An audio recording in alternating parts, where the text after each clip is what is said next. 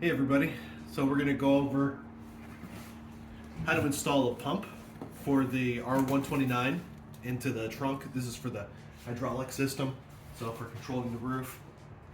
Basically I got the replacement unit here by Top Hydraulics. I had pulled one from a junkyard car first and made sure it's the same part number as mine, sent it in, got it repaired. So this is what I got.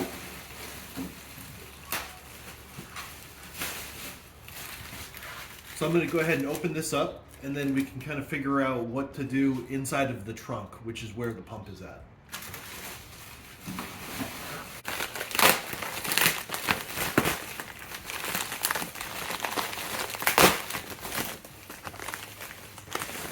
Okay.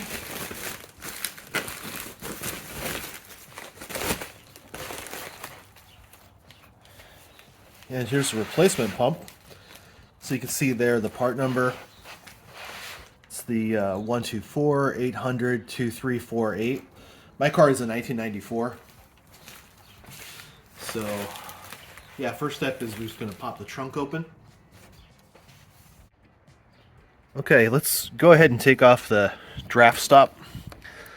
So this is in there by 3 different pieces.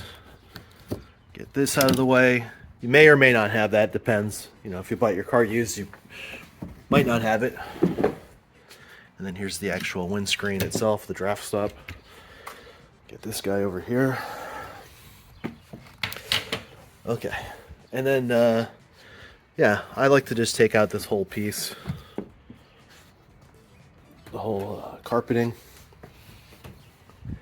And then what you can do too is, over here is your battery. You can go ahead and just disconnect your negative. I'm just going to tuck it under here so that way it's not making contact. So right now my power's off on the car. And I'll go ahead and just stick this down on the floor too.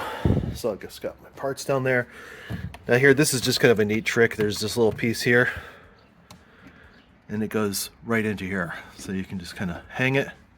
Okay. Here I'm just going to have to undo my spare tire.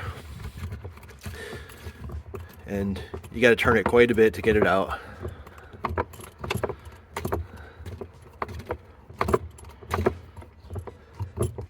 As you go to take your spare tire out and put it back in, just be careful about this jack. It's probably going to be hitting the tire, and so you're going to need to push it up as you go and put the tire down back into there, or you take it out. See how it goes under? With the spare tire out of the way, there's going to be 3 plastic nuts. So you got it here, here, and then back here. And I've already loosened mine up, so I'm going to just go ahead and get those off right here.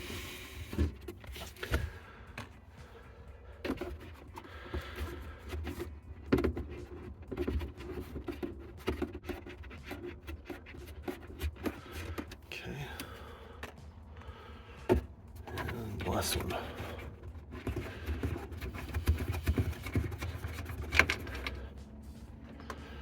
Great. This comes just right out. And there's the pump. So, yeah, we got the 2 lines here. We're going to need a line wrench to get that off. There's the power. You can simply disconnect that. That's pretty easy. And let's take a look here at this. Just kind of unscrew that, and that comes right out. That's easy enough. Yeah, and then the fluid, you're just going to want to make sure to dispose of that. So over here, I've already got my new fluid. So I got 2 cases of my Mercedes hydraulic fluid. And here's the part number on that. It's reasonably priced if you go to the dealer.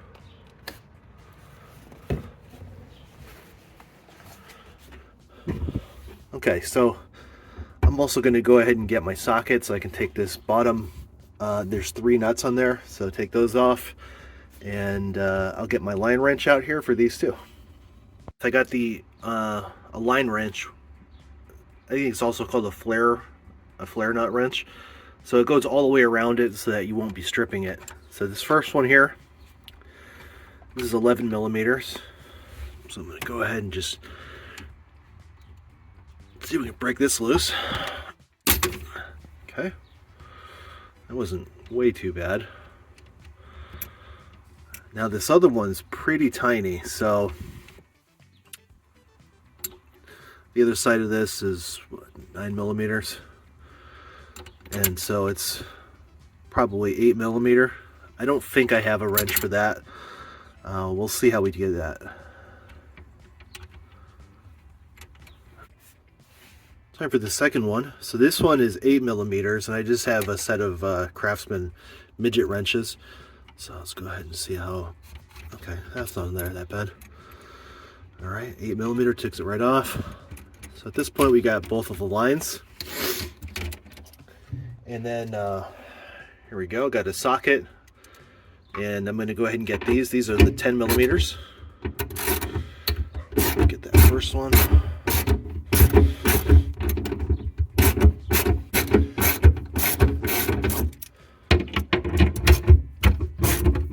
Second one. Good. And the last one up here.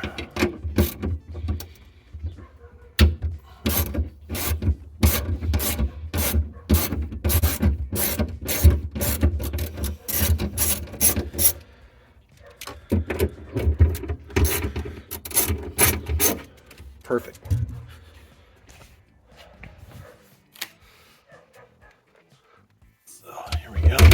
There's the replacement unit. Just going to verify the part numbers really quick here, make sure they're exactly the same. So 823.48, 823.48. So good.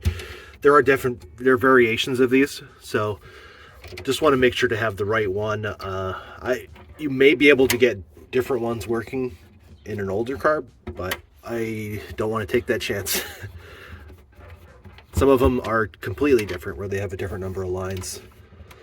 So let's just pull this up. Okay, it comes up fairly easy. Great. Let's go ahead, put that down here, get that fluid drained out a little later. Putting this back on. Okay, get this lined up. All right, got that back on. So just going to put those 3 nuts back on first. That way, if we turn these lines after we hook them back up, it won't be moving the unit around. So just want to keep this in place.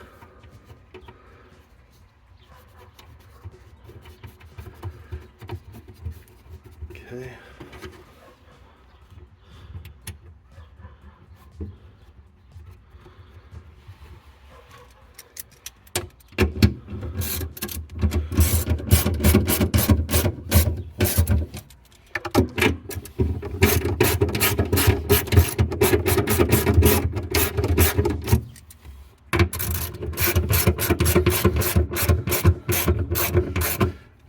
Enough to hold it, no problem.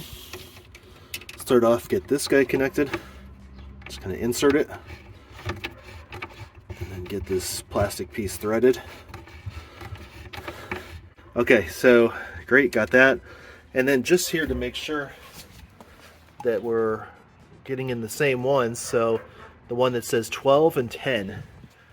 And so I bet you anything on here, it's going to say 12. Okay, so it's the orange lettering. 10. So great. The one that says 10, I'll go ahead. There's seems to be like a little plug, so let's pull that out. Get that in here, and then just put it in by hand first. At least working with brake lines, usually this metal can be bent pretty easy, which is definitely why if you have a line wrench, it's good to use those. All right, the second one just has a little piece in there too. Pull that out.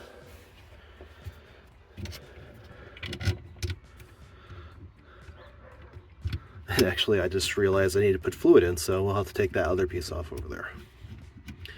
But get this in here. And this was the 11. So I'll go ahead just get this in here, and it won't be over tightening it. Don't want to do that. But just get it snug. Okay. Same with this guy. Pretty good there. Okay, got this disconnected again. Gonna take this off, so you just turn it, pull it out. There's a nice little filter in there. And here I got my funnel, so I'm gonna go ahead and just start adding the fluid in there. This is just my Mercedes hydraulic fluid. This is used for self-leveling suspension and other places too. So nice new fluid. Go ahead and see.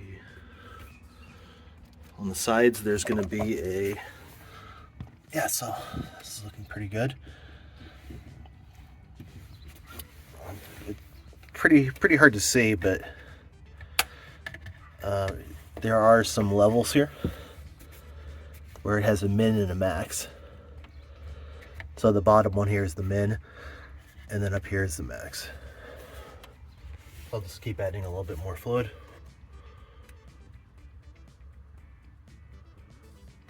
All right, that's the rest of that container. Let's see how that looks. Yep, we're right in that range for sure. So this will do it. Nice and honey brown.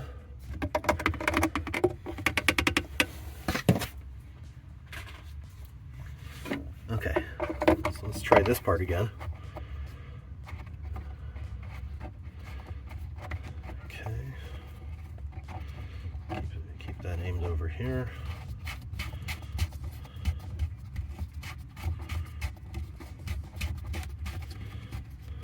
Okay, good.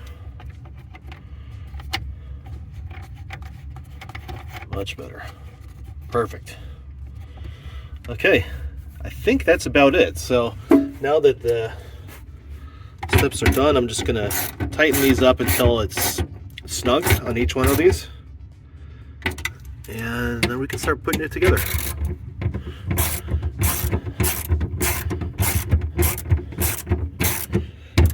Okay.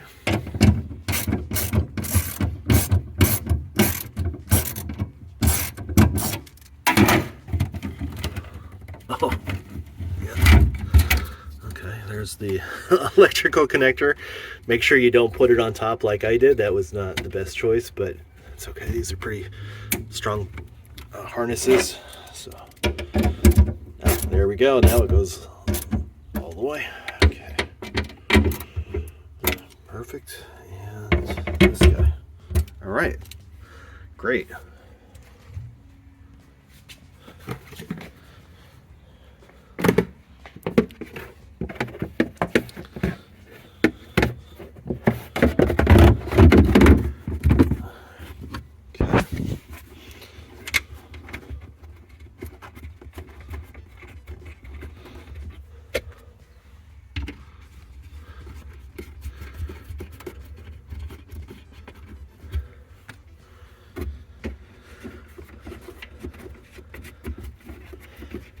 And then just remember, when you're putting your spare wheel in, if you have a spare wheel, you're going to need to push this with your hand out of the way to get that wheel in. Otherwise, it's going to get stuck, and you're going to go, what the heck? And if you push it too hard, you're going to ruin the tire or break this. I'm not sure, but just be careful with that one.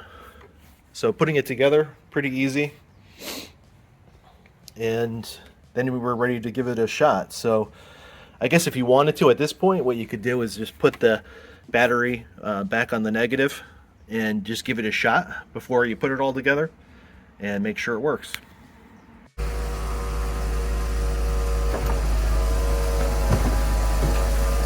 Windows go down, tonneau cover up.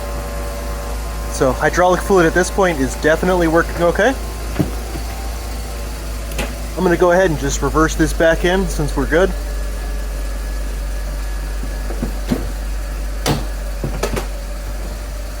Okay, so perfect. All right, so that's it, folks. Pretty easy to do yourself. Just takes a couple minutes. I think all in all, if I didn't have a camera, it probably would have taken me 20 minutes to do. No big deal. And then you just take the fluid to your local AutoZone or whatever place is close to you, and O'Reilly's, whatever. They should take it. So just check, and then if they don't, you can check with the city or whatever. That way you get rid of it. You don't want to reuse that fluid. I guess you could, but you should always put new fluid in.